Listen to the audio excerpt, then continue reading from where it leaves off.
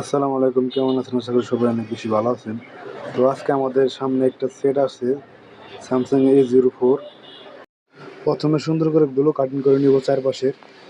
তারপরে 330 থেকে 350-এর মধ্যে হিট রেখে আমরা সুন্দরভাবে সিবোর্ডটা রিমুভ করব। তারপরে বোর্ডটা সুন্দর করে ক্লিন করব যাতে কোনো লিক লেগে না থাকে। তারপর ডিসেলের ওয়্যার দিয়ে সুন্দর করে ভালো করে ক্লিন করে নেব।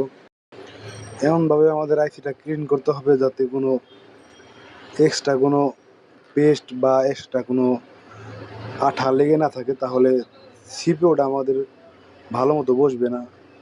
এখন আমাদের আইসিটা সুন্দর করে ক্লিন করব যাতে কোনো বলটল মরা না থাকে। তো ভালো মতো ক্লিন করার পর এখন আমরা রিভোল্ডিং করব।